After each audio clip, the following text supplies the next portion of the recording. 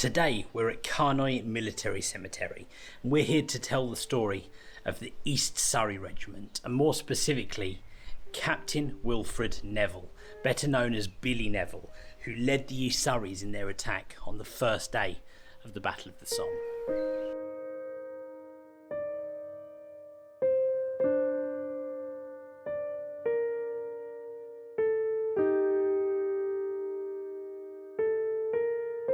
On the first day of the Battle of the Somme, in the trenches just south of Montauban, the 8th East Surreys were waiting to go over the top into heavy fire. Captain Billie Neville was worried about how his men were going to react when they went into combat for the first time, when they really went out there and came under fire. He was worried about how they would experience something that they hadn't experienced before, how they would react to that.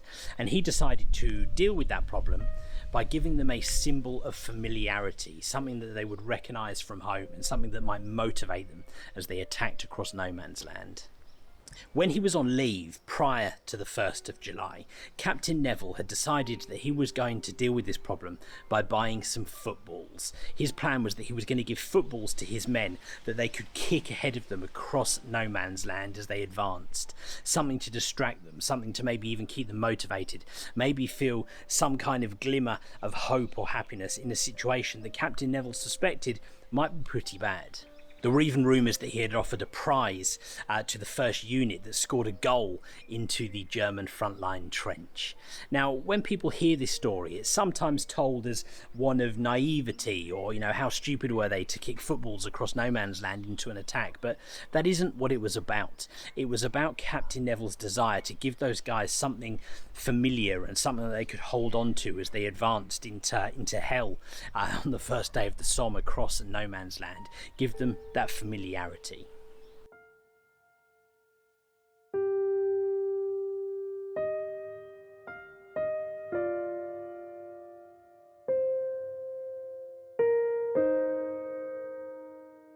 So we've just come out a little bit to the kind of fields in between Carnoy and Montauban, and this is where the British front line would have run through, and roughly where the East Surreys would have attacked from towards Montauban to try and take their objective of Breslau Trench.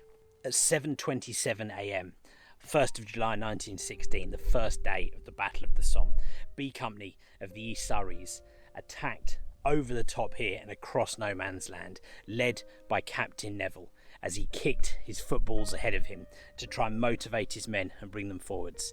They went into a murderous attack. Machine gun fire, artillery fire bore down on them. Maybe because of the footballs and the way in which Captain Neville motivated them across no man's land, they took their objective. They did manage to successfully attack and capture Breslau Trench. They scored a goal into that frontline German trench. Unfortunately, Captain Neville was not there to celebrate that goal. As with many men from the East Surreys, he was killed here during the attack across no man's land. It's believed he went down fairly early on in the attack as he bravely led his East Surreys out here into no man's land across towards Montauban.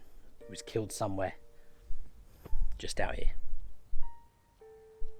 Second Lieutenant C.W. Alcock wrote to Neville's sister soon after he had been killed. He wrote, 5 minutes before 0 hour, your brother strolled up in his usual calm way and we shared a last joke before going over. The company went over the top very well, with Soames and your brother kicking off with the company footballs.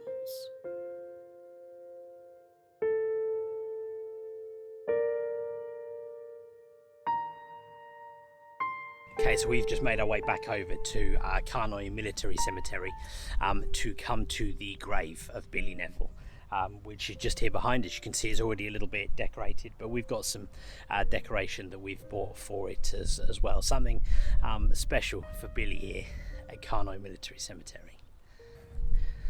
So Billie Neville was a football fan, so we have got him a flag, but it's also got a little badge on there. It is the Three Lions badge of the England football team, which I thought would be a nice touch. So I'm a big England football fan myself, so we're going to lay this flag here at the grave of Billie Neville.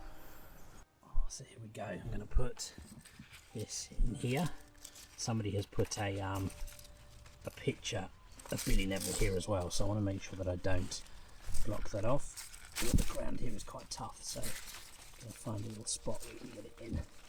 There we go.